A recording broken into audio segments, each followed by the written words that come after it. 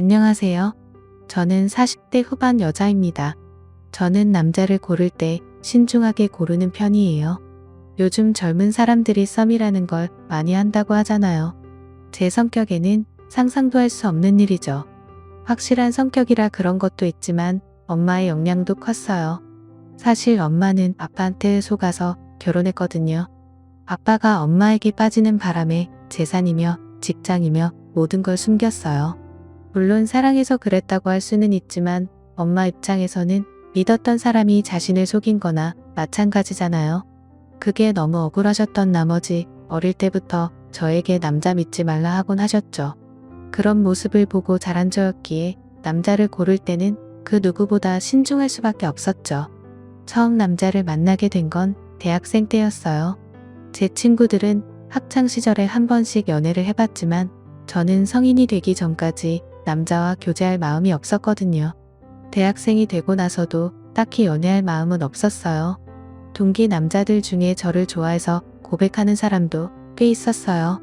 그런데 왠지 20살 남자들은 어려 보이더군요. 물론 저도 20살이긴 하지만 그래도 제 눈엔 동갑 남자애들은 아직 어려 보였어요. 무엇보다 20살 남자는 신중함이라고는 1도 찾아볼 수 없었죠. 저에게 고백했다가 차이면 다른 동기한테 가서 고백하곤 했었어요. 신중한 저로서는 그런 남자와는 도저히 사귈 수 없었죠. 그런데 선배들 중에 남자로 느껴지는 선배가 있었어요. 제가 그리던 이상형에 조금 가깝긴 했지만 그렇다고 마음을 빼앗길 정도는 아니었죠. 전 외형보다 내면을 보던 사람이었기에 이상형이라고 해도 단번에 빠지거나 하지는 않았어요. 그런데 그 선배는 외형뿐만 아니라 내면도 따뜻한 사람이었어요. 그래서 후배들한테 인기가 많았어요. 발렌타인데이가 되면 그 선배 사물함에는 초콜릿으로 가득 차곤 했었죠. 사실 저도 주고 싶은 마음은 있었지만 너무나도 인기가 많았기에 쉽사리 다가갈 수 없었답니다. 하루는 신입생들이 인사를 안 한다고 단체를 기합을 받는 날이 있었어요. 학번마다 기합 주는 선배가 정해져 있거든요. 그런 선배들은 꼰대들이 많았어요. 선배라는 권유를 내세워서 후배들을 마음대로 하곤 했죠. 제 대학 시절만 해도 후배들에게 욕설을 퍼붓는다거나 폭행하는 행위는 비리로 유지했어요. 그런 일이 있을 때마다 분노가 끌어올랐지만 신입생은 아무 힘이 없었죠. 한참 기합을 받고 있는데 선배 한 명이 나타나서는 중재시키더군요. 다름 아닌 제가 좋아하는 선배였어요. 그 선배의 이름이 유석 선배였거든요. 유석 선배는 기합을 주고 있는 선배에게 그만하라며 신입생들을 돌려보내라고 하더군요. 선배들 간에 실랑이가 벌어졌어요. 이러다가 큰일이 나는 게 아닌가 하는 생각이 들었죠. 유석 선배는 일단 저희를 밖으로 나가게 했어요. 그 모습에 기합을 주던 선배가 유석 선배 멱살을 잡더군요. 순식간에 손을 낚아채더니 기합 주던 선배를 내려 꽂아버렸어요. 바닥에 쓰러진 선배는 꼼짝을 못하더군요. 유석 선배는 다시 한번 신입생들을 괴롭히면 가만 안 둔다며 이 시간 이후로 기합을 없앨 거라고 했어요. 그 모습에 저뿐만 아니라 다른 학생들도 모두 반해버리고 말았죠. 심지어 남자애들까지 선배를 멋있어 했어요. 그날 이후 유석 선배의 인기는 하늘을 찔렀어요. 더 이상 범접할 수 없는 사람이 되어버렸죠. 저는 선배가 운영하는 동아리에 들어가게 되었어요.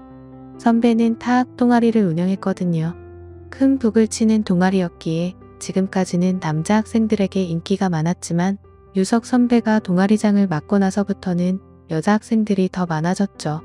전 선배 때문에 들어간 게 아니라 학창시절부터 사물놀이 활동을 해왔던지라 차출되어 갔었죠. 정원 초과로 들어가기 힘든 상황에 저만 차출되어 가니 많이들 부러워하더군요. 동아리에서도 선배의 인기는 하늘을 찔렀어요. 선배가 북을 치기 때문에 여학생들은 선배의 팔뚝을 구경하기 위해 모여들곤 했죠. 심지어 다른 동아리 학생들도 구경을 오곤 했었어요. 거기다 자장한 성격이었기에 악기 치우는 일을 후배들에게 시키지 않고 같이 하더군요. 다른 선배들은 그런 유석 선배의 행동을 싫어했죠. 그렇게 되면 후배들이 버릇이 없어진다고 하더군요. 그렇지만 유석 선배는 그런 반응을 전혀 신경 쓰지 않았어요. 하루는 동아리 회식이 있던 날이었어요. 모두들 유석 선배 옆에 앉기 위해 혈안이 되어 있었죠. 전 그 경쟁에 끼고 싶지도 않았어요. 물론 선배 옆에 앉고 싶은 마음은 있었지만 대학 입시보다 치열했기 때문에 마음을 접을 수밖에 없었어요. 그런데 선배는 저더러 옆에 오라고 하더군요. 할 이야기가 있다고 했어요. 심장이 미친 듯이 뛰기 시작하더군요. 의도치 않은 상황에 당황했어요. 그 전까지 저와 한마디도 나눈 적도 없고 심지어 친하게 지낸 적도 없었거든요. 그런 저에게 옆에 앉으라고 하니 당연히 당황스럽지 않겠어요? 전 모두의 시세를 받으며 선배 옆에 갔어요. 너 유선이 맞지? 나랑 이름이 비슷해서 쉽게 외워지더라고. 불편하게 있지 말고 편하게 있어. 혼내려고 부른 것도 아닌데 왜 이렇게 긴장을 해? 기합 주는 것 같이 보이잖아. 칭찬하려고 부른 거니까 긴장 풀어도 돼. 지켜보니까 내가 확실히 다른 친구보다 실력이 좋더라고. 어릴 때부터 해서 그런지 기본기가 탄탄한 게 느껴져. 그래서 말인데 동아리 부장 한번 해보는 건 어때? 조금 이르긴 한데 실력이 좋으니까 충분히 잘 해낼 것 같아서 내가 해주면 든든할 것 같은데 해줄 거지? 평소 동아리에 애정이 있었기에 받아 할 이유는 없었죠. 무엇보다 선배가 저를 쭉 지켜봐왔다는 말을 꼭 해버렸어요. 저를 좋게 보고 있다는 말이잖아요. 그렇게 전 부장이 되었어요. 그 이후로 선배와 붙어 다니는 일이 많아졌죠. 자연스럽게 가까워졌어요. 다른 남자가 다가오는 건 부담스러웠지만 선배만큼은 전혀 부담스럽지 않았어요. 지내면 지낼수록 더 좋은 사람이라는 게 느껴졌죠. 무엇보다 반듯한 생활이 마음에 들었어요. 술, 담배도 전혀 하지 않고 수업도 빼먹는 일이 없었죠. 선배에 대한 마음이 더 커져만 갔어요. 그렇지만 소심한 성격이었기에 10살이 좋아한다는 말을 건넬 수 없겠더군요. 그렇게 선배는 졸업을 하게 되었고 전 좋아한다는 말 한마디도 못 해본 채 선배를 떠나보내야만 했어요. 세월이 흘러 저도 어느덧 졸업을 하게 되었고 취직을 하게 되었어요. 일만 하다 보니 건강이 조금씩 안 좋아지는 것 같더라고요. 그래서 등산 동호회를 가입했어요. 그런데 이게 웬일인가요? 거기서 유석 선배를 다시 만나고야 말았죠. 신기하게 또다시 동호회에서 만나게 되었더군요. 보통 인연은 아니라고 생각했어요. 선배는 저를 보자마자 많이 이뻐졌다며 반가워하더군요. 선배를 보니 예전의 감정이 슬쩍 돋아나는 기분이었어요. 등산을 하면서 저희는 급격히 가까워졌어요. 타지에서 혼자 생활했던지라 기대의 곳이 필요했는데 때마침 유석 선배가 다시 나타난 거죠. 사회생활을 해서 그런지 예전처럼 소심하게 행동하지 않았어요. 선배는 당돌해진 저의 모습을 보며 좋아하더군요. 저희는 또다시 급격히 가까워지기 시작했고 이번에는 제 마음을 솔직하게 말했어요. 그렇게 저희는 긴 시간을 돌고 돌아 결국 만나게 되었어요. 학교 다닐 때도 그랬지만 여전히 반듯한 사람이더군요. 그런데 조금 이상한 부분이 있었어요. 유독 엄마를 많이 챙기더군요. 데이트하는 도중에는 엄마하고 통화를 하더군요. 처음에는 그 모습이 보기 좋았어요. 엄마와 친하게 지내는 아들의 모습이 보기 좋잖아요. 그런데 제가 생각했던 것보다 너무 자주 연락을 하는 거예요. 결혼까지 생각하고 있었기에 그 모습이 조금 불편하긴 했지만 그렇다고 뭐라 할 수 있는 건 아니잖아요. 결혼하면 괜찮아지겠거니 하고 넘겼어요. 그렇지만 아직까지는 결혼에 대한 확신이 없었어요. 남자친구가 얼마를 버는지도 자세히 몰랐거든요. 저보다는 잘 버는 것 같았지만 왠지 모르게 수입을 숨긴다는 생각이 들었어요. 결혼하기 위해서는 무엇보다 경제적인 부분을 공유하는 것이 중요하잖아요. 하루는 남자친구가 조금 이상하더군요. 좋은 식당을 예약했다며 마치고 저녁을 먹자고 했어요. 누가 봐도 프로포즈를 위해서 예약한 식당 같았어요. 전 속아주는 척을 했죠. 왠지 모르게 내심 기대가 되더군요. 아니나 다를까 제 생각대로 프로포즈를 하더군요. 멋지게 반지를 꺼내면서 결혼을 해달라고 하더군요. 속으로는 기쁘지만 겉으로는 너무 기뻐하진 않았어요. 그런데 아무리 봐도 반지가 너무 비싸다는 느낌이 들었어요. 제가 생각하는 범위의 가격이 아닌 것 같더군요. 물어봐야 할지 말아야 할지 고민을 하다 결국 물어봤어요. 오빠 그런데 이거 반지 비싼 걸로 알고 있는데 얼마야? 너무 무리한 거 아닌가 싶어서. 내 성격 알잖아. 이런 비싼 거 필요 없는데. 괜히 내 생각해서 그런 거면 다른 거라도 상관없어. 걱정하지 마. 내가 이 정도 반지 해줄 능력 없는데 결혼하자고 했겠어? 비싸긴 해도 충분히 내가 감당할 수 있는 금액이니까 부담스러워하지 마. 설마 부담스럽다고 결혼 안 하고 그러는 건 아니지? 결혼을 할 사이인데 얼마나 버는지는 알아야 할 것 같아서 물어봤어요. 오빠 결혼까지 약속한 사이면 대충 얼마 버는지는 다 알잖아. 그런데 난 오빠가 얼마 버는지 모르거든. 반지 사는 거며 하고 다니는 거 보면 내가 생각하는 것보다는 훨씬 많이 버는 것 같다는 생각이 들어서 도대체 얼마를 벌면 그런 반지를 살 수 있는 거야? 너 지금 나 의심하는구나. 충분히 그럴 수 있지. 일반 회사원 치고는 내가 좀 많이 쓰긴 해. 그런데 걱정할 필요 없어. 나쁜 짓 한 것도 아니고 내 돈으로 한 거니까. 사실 비트코인으로 크게 벌었거든. 회사 다니며 모은 거랑 엄마가 준 거랑 해서 투자를 했는데 생각보다 수입이 크게 났어. 그러니까 너무 걱정하지 않아도 돼. 뭐 오빠 원래 그런 거 하는 성격 아니었잖아. 그냥 투자한 건데 그런 성격이 따로 있나. 돈 벌고 싶은 사람은 누구나 그럴 수 있는 거지. 너무 위험하게 생각하지 마. 불법도 아니고 이걸로 돈 버는 사람 많다니까. 그리고 난 안정적이게 하고 있어서 걱정 안 해도 돼. 지금까지 잃은 적 한 번도 없어. 내 친구들 중에서는 딴 사람 아무도 못 봐서 그런 거지. 결혼하고는 안 했으면 좋겠어. 난 개인적으로 그런 건 딱 질색이야. 알겠어. 결혼하면 안 할 테니까 걱정 말고 행복하게 살 고민만 해. 비트코인이 불법은 아니지만 불안하긴 하잖아요. 그리고 결혼하고는 다들 안정적이고 싶잖아요. 남편이 비트코인을 한다면 좋아할 부인이 어디 있겠어요? 결혼을 하면 절대 손대지 않을 거라는 확답을 받아낸 뒤 저희는 결혼을 하게 되었습니다. 생각보다 신혼집 구하는데 어려움을 겪었던지라 잠시 동안은 오빠가 살던 집에 머무르기로 했어요. 좁은 집에 같이 살다 보니 불편한 점이 한두 가지가 아니더군요.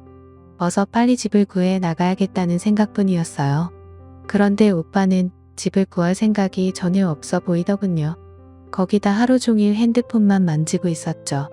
제가 알던 옛날의 모습이 아니었어요. 같이 있을 때나 밥을 먹을 때도 온통 핸드폰만 바라보고 있었어요. 하루는 핸드폰을 뺏어서 봤죠. 제 생각대로 비트코인을 하고 있다군요. 결혼 전 하지 않겠다는 약속을 어긴 것이었죠. 오빠 내가 이거 하지 말라고 했지. 결혼하자마자 약속을 어기면 어떡해. 이런 사람인 줄 알았으면 진작에 결혼 약속하지 않았어. 원래 이런 사람 아니었잖아. 도대체 비트코인이 뭐라고 사람을 이렇게 만들어 놓는 거야. 유선아 걱정 마. 이번 상승만 끝나면 바로 뺄 거야. 내가 혼자 좋으려고 이러는 줄 알아? 우리 신혼집은 남부럽지 않은데 가야 할 거 아니야. 이번만 잘 버티면 좋은 아파트 장만할 수 있으니까 걱정 말고 조금만 기다려줘. 이것만 끝나면 절대로 안 할게. 맹세한다니까. 미쳤어? 거기 우리 신혼집 돈까지 다 넣었다는 거야. 거기 오빠 돈만 있는 거 아니잖아. 도저히 못 참아. 어서 빼. 당장 그 돈 안 빼면 나 오늘이라도 이혼할 수 있어. 내가 무슨 도박을 하는 것도 아니고 왜 그러냐? 그리고 지금까지 한 번도 잃은 적 없다고. 난 항상 안전하게 하니까 잃을 거 없어. 흥분 가라앉히고 한 번만 딱 믿어주라. 내가 보기에는 내가 너무 세상 물정을 모르는 것 같아. 요즘 같은 시국에 코인 안 하는 사람이 어디 있냐? 그러지 말고 이번 한 번만 딱 눈 감아주라. 어떻게 해서든 원금은 안 잃게 해놨으니까 걱정 안 해도 돼. 원금은 건칠 수 있다는 말에 폭하더군요. 결국 저는 조금 지켜보기로 결심했죠. 원금만 잃지 않는다면 나쁜 장사는 아니라고 생각했거든요. 어쩔 수 없이 지켜보기로 마음먹었죠. 그러던 어느 날 퇴근 시간이 지났는데도 들어오질 않더군요. 연락을 해도 받지 않았어요. 밤늦게 되도록 아무 소식이 없더라고요. 점점 불안해지기 시작했어요. 남편과 연락이 닿을 수 있는 사람은 모조리 다 해봤지만 아무도 남편의 행방을 아는 사람은 없었어요. 불길한 예감이 들더군요. 머릿속을 스쳐 지나가는 생각이 하나 있더군요. 바로 코인이었죠. 혹시나 코인이 잘못되는 바람에 남편이 나쁜 마음을 먹지 않을까 생각했어요. 경찰에 신고를 해야 할지 말아야 할지 망설여지더군요. 그렇게 아침까지 이러지도 못하고 저러지도 못한 채 발만 동동 굴렀어요. 그때 시어머님께서 전화가 오셨어요. 유석이 지금 우리 집에 와 있어. 너무 걱정하지 말거라. 술이 떡이 돼서 들어와서는 한참을 울더라고.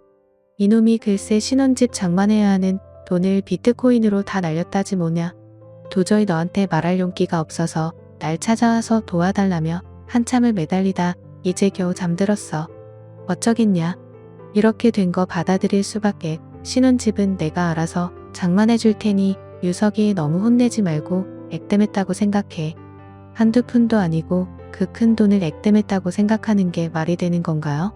너무나도 큰 배신감에 당장이라도 이혼을 하고 싶은 마음이 생기더군요.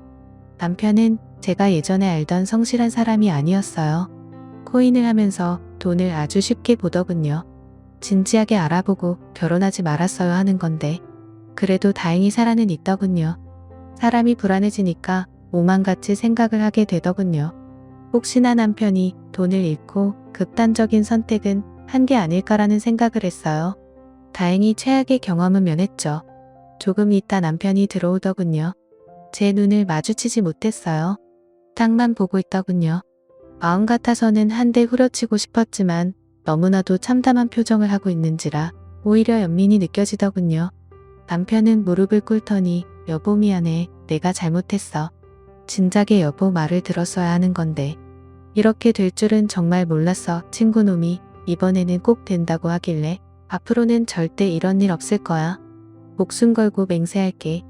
한 번만 봐줘 제발. 얼굴이 하얗게 질려서 빛난 남편을 보니 짠한 마음이 생기더군요. 이놈의 정이 뭔지 어쩌겠어요. 이혼할 수도 없는 노릇이고 거기다 어머님께서 집을 해주신다고 하니 참고 넘어가야 되지 않겠어요. 남편에게서 각서를 받아내고 사건은 일단락되었어요. 그날이 온 남편은 다시 예전처럼 돌아왔어요. 빨래며 청소며 뭐든 자기가 도맡아서 하더군요. 그렇지만 좁아터진 집구석에서 단둘이 지내게 되니 계속 코인으로 날린 돈이 생각나더군요. 그런데 다행히도 시어머님께서 정말 집을 구해주셨어요. 사실 말로만 그러시는 줄 알았는데 정말 집을 구해주셨더군요. 어찌나 감사하던지 몸둘 바를 모르겠더군요. 물론 남편이 날린 돈이라 시댁 쪽에서 책임을 져주는 게 당연하다고 생각해 줄 수 있겠지만 그게 어디 쉬운 일인가요? 능력이 된다고 한들 그러기엔 쉬운 일은 아니라고 생각했어요. 남편만 아니었어도 시어머님께 미안한 마음을 안 느껴도 되는 건데 왠지 모르게 빚을 진 느낌이 들더군요. 그런데 한 가지 걸리는 부분이 있었어요. 진명의가 시어머님 이름으로 되어 있었거든요. 결혼하면 남편과 공동명의로 된 집에서 살기 위해 돈을 악착같이 모았는데 제 이름으로 된 집 하나 장만하지 못했다는 사실이 서글프기만 하더군요. 거기다 한 가지 걸리는 점이 또 있었죠. 시어머님은 시댁과 걸어서 10분 정도 거리에 집을 장만해 주셨어요. 너무나도 불편한 거리였죠. 왠지 일주일에 한두 번씩은 꼭 들려야 할 것 같은 기분이 들더군요. 모든 것이 제 상상과는 다르게 흘러갔어요. 남편이 더욱 원망스러워졌죠. 그러던 어느 날 퇴근 후 제가 먼저 집에 들어오게 되었는데 누군가 집 안에 있더군요. 남편과 방금 통화했을 때만 해도 회사라고 했었거든요. 전 도둑이 든 줄 알았죠. 그런데 현관에 신발을 보니 어머님 신발이지 뭐예요. 어머님 어떻게 들어오셨어요? 어떻게 들어오긴 아들한테 비밀번호 물어보고 들어왔지. 오늘따라 엄마가 해준 갈비찜이 먹고 싶다며 해놓고 가라지 뭐냐.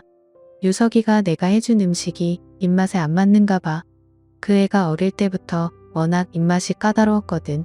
나 말고 다른 사람이 해주는 음식 일체 먹지도 않았다니까. 심지어 애들이 환장하는 피자, 치킨도 마다하고 내가 해주는 음식만 찾는 아이였어. 결혼하면 어쩌려나 걱정했는데 다행히 별말 없어서 마누라 음식이 입맛에 맞는가 보다 생각했는데 그게 아니다구나. 여태껏 참으면서 살았다지 뭐야. 내가 해준 음식이 맛없어서 그런 게 아니고 그의 입맛이 워낙 까다로워서 그런 거니까 너무 신경 쓰지 마라. 그리고 너도 일하는데 제대로 밥할 시간이 어딨냐. 내가 가끔씩 와서 밥 차려주고 갈게. 부담될 생각 없다. 그냥 너희 없을 때 잠시 왔다 갈 거니까 너무 신경 쓰지 말 거라. 대한민국 어떤 며느리가 이런 상황에 신경을 쓰지 않을 수 있겠어요. 순간 남편이 미워지더군요. 전 남편이 들어오자마자 한 소리 했어요. 아니 어떻게 한마디 상의도 없이 이럴 수 있어? 집 청소도 제대로 안 해놨는데 어머님이 빨래까지 다 하셨단 말이야. 도대체 나를 얼마나 못난 며느리로 만들어야지 속이 풀리겠어. 결혼한다면 달라진다는 말이 당신한테는 예의일 줄 알았는데 당신도 똑같은 남자였구나. 가면 갈수록 실망이다. 어떻게 해서든 어머님 못 오게 해. 내 음식이 입맛에 안 맞으면 그냥 시댁으로 가서 밥을 먹고 와. 그럼 될 거 아니야. 이런 거 가지고 트집을 잡고 그러냐? 우리 없을 때 엄마가 잠시 와서 살림 도와주겠다는데 뭐가 불만이야. 그리고 당신도 퇴근하고 밥하는 거 귀찮아 했잖아. 내가 해준다고 하면 맛없다고 안 먹는다고 하고. 잘 된 거 아니야? 엄마 음식이 얼마나 맛있는데. 당신도 우리 엄마 음식 좋아했잖아. 문제될 게 뭐가 있어. 처음이라서 불편한 거지. 몇 번 하다 보면 당신도 편해질걸? 너무 얄밉다군요. 결혼하고 나서부터 계속 얄미운 질문 골라서 하더군요. 자기야 자기 엄마니까 편하겠지만 저는 절대 편해질 수 없었어요. 아무리 잘해주신다고 해도 편해질 수 없는 부분이었죠. 그날 이후 시어머님은 시도 때도 없이 집을 방문하셨어요. 전 언제 시어머님이 오실 줄 모른다는 불안감에 편히 집에 있을 수 없었어요. 하루는 어머님께서 저희 집에서 보낸 김치를 드시고는 이거 사돈이 직접 담그신 거니? 액젓을 조금 많이 넣는 스타일이신 것 같네? 유석이는 이런 거 잘 못 먹거든. 너는 어차피 김치도 잘 안 먹는 것 같다구만. 이제부터 사돈한테 김치 보낼 필요 없다고 해라. 이제부터 내가 다 담글 테니 걱정할 거 없다. 너 저번에 내가 해준 김치 맛있다며 담그는 법 좀 알려달라고 하지 않았냐? 이제 집도 가까우니 굳이 알려줄 필요 없이 내가 담가서 가져다 주마. 바깥일 하면 김치 안 담아도 돼. 힘들고 시간 낭비야. 제가 김치를 잘 먹는 편은 아니지만 그래도 가끔씩은 먹거든요. 시엄마 김치는 예의상 맛있다고 한 거지 제 입에 맞는 건 친정엄마가 해준 김치였어요. 그런데 어쩌겠어요. 어머님이 저렇게 말씀하시니 안 된다고 할 수도 없는 노릇이잖아요. 김치는 그렇다 치지만 점점 다른 것에도 손을 대기 시작했어요. 하루는 퇴근을 하고 돌아왔는데 가구 구조가 바뀌어 있다군요. 어머님 이게 무슨 일이에요? 이거 이렇게 놓으면 더 불편한데.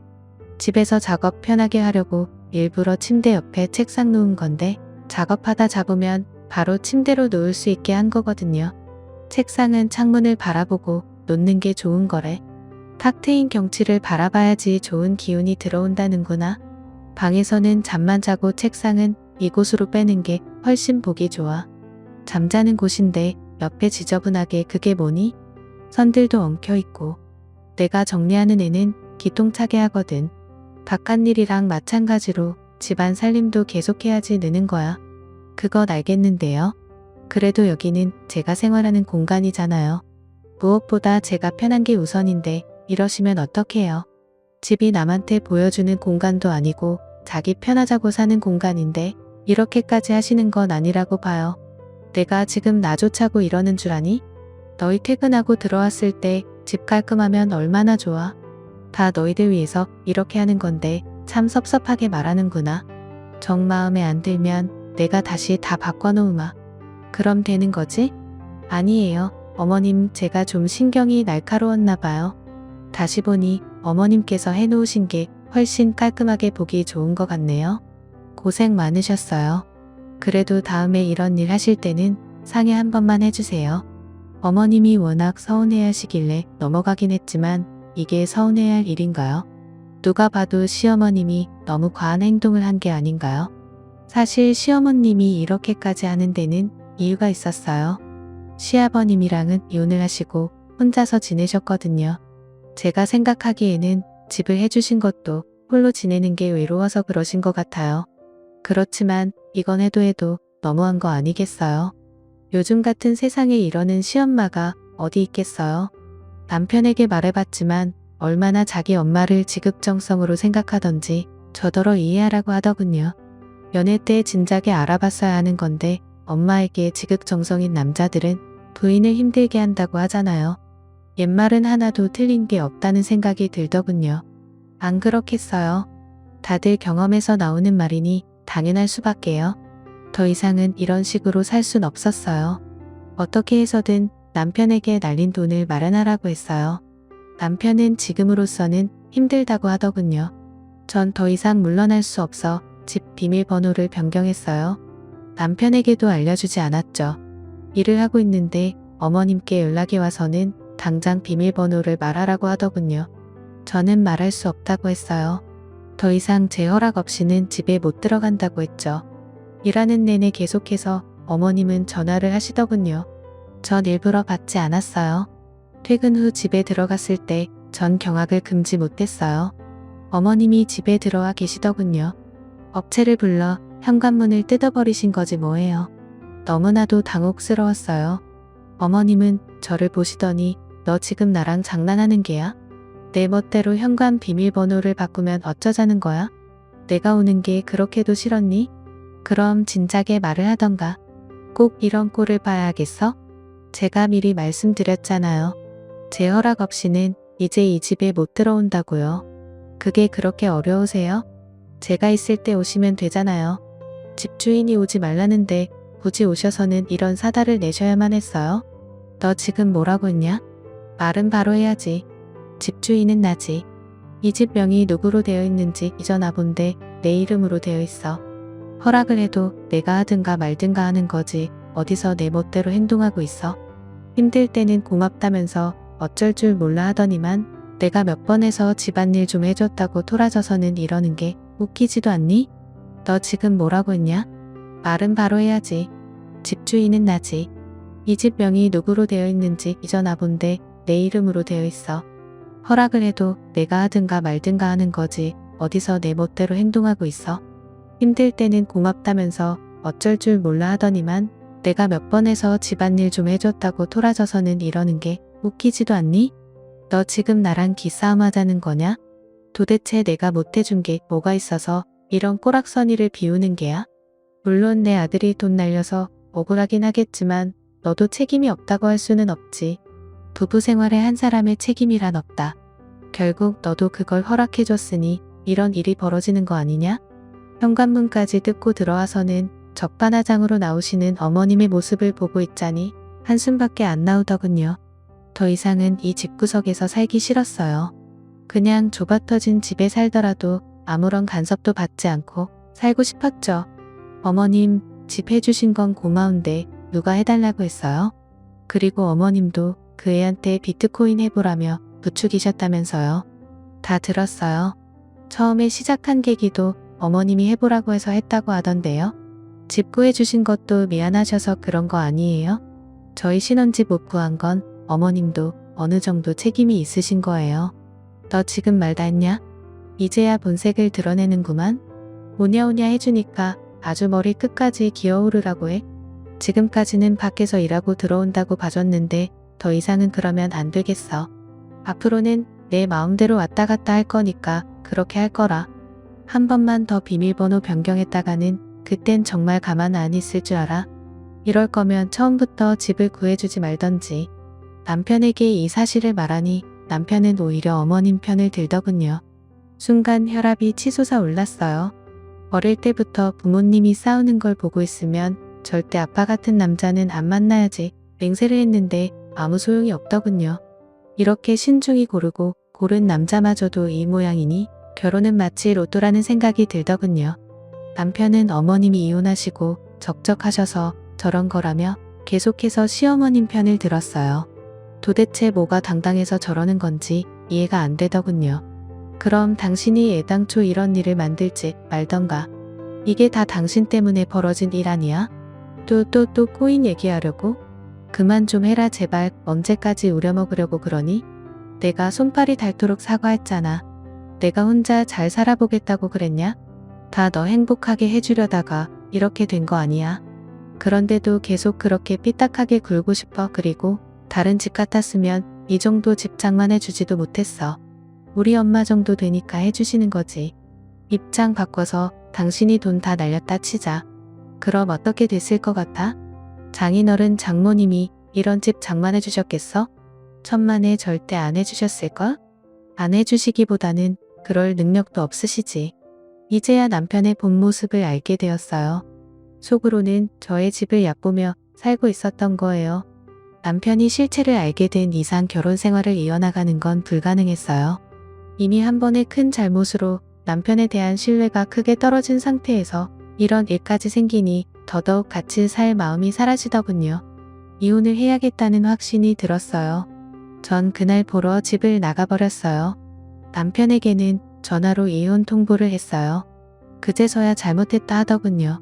다시는 이런 일 안 만들겠다며 예전과 같이 빌기 시작했어요. 집을 나가고 부모님 집에서 머물렀거든요. 그런데 거기까지 찾아와서 하루가 멀다 하고 비로되는 거예요. 제가 어떻게 이런 남자와 결혼했을까 싶더라고요. 결국 시어머님까지 대동에 찾아왔어요. 시어머님은 마지못해 저한테 잘못했다며 자기 아들이랑 살아달라고 하더군요. 둘 다 어찌나 꼴 보기 싫던지 저는 절대로 마음 바꿀 생각이 없다고 딱 잘라 말했어요. 알아보니 이혼 서류는 충분하더군요. 코인으로 날려먹은 돈 중에는 제 돈도 있었으니까요. 제 의지와는 상관없이 남편이 마음대로 쓰다가 날려먹은 거니까 소송을 하더라도 제게 유리했어요. 심지어 그 금액까지 돌려받을 수 있다고 하더군요. 결국 저는 소송에 들어갔어요. 남편은 법원 앞에서까지 무릎 꿇고 빌더군요. 시어머님도 집을 제 명의로 해준다며 제발 이혼하지 말고 자기 아들과 같이 살아달라고 하더군요. 시어머님도 이혼을 하셨기에 아들만큼은 그런 꼴 당하게 하기 싫었나 봐요. 그러거나 말거나 이미 돌아선 제 마음은 그런 사사로운 감정에 흔들리지 않았죠. 결국 저는 남편과 이혼을 하게 되었고 날려먹은 제 돈까지 다시 찾게 되었어요. 속은 후련했지만 이혼을 하고 며칠 동안은 생송생송하더군요. 당연히 그렇지 않겠어요. 아마 이혼을 하신 분이라면 제가 무슨 말을 하는지 다 아실 거예요. 그렇다고 해서 절대 후회하지는 않아요. 단지 가끔씩 공허함이 몰려올 뿐이죠. 그 공허함을 극복하기 위해 취미생활을 시작했어요. 예전부터 손으로 만드는 걸 좋아해서 가죽 공방을 시작했죠.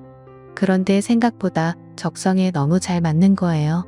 거기다 손재주도 좋아서 그런지 지인들에게 선물을 하면 더 만들어 달라고 부탁을 하는 사람까지 생겼어요. 그런 제 능력을 살려서 지금은 자그마한 공방을 차려서 운영하고 있답니다. 얼마나 행복한지 몰라요. 그리고 전 남편이랑은 같은 대학이다 보니 가끔 소식을 듣게 되거든요. 들려오는 소문에는 아직도 정신을 못 차리고 코인을 한다고 하더군요. 대학 동기들 중에는 돈을 빌려줬다 못 받은 사람도 있다고 하네요. 그런 소식이 들을 때마다 이혼하길 100번 1000번 잘했다는 생각밖에 안 들더군요. 그러거나 말거나 이제 남일이니 신경 쓸 필요 있겠어요. 저만 행복하면 장땡이죠. 아무튼 전 지금의 생활에 너무 만족하며 지내고 있어요. 이 행복을 지키기 위해 그 누구보다 최선을 다해 살고 있습니다. 돌싱이라고 의기소침해 지지 말고 저처럼 모두 행복한 삶을 찾았으면 하는 바람입니다. 오늘의 사연은 여기까지입니다. 감사합니다.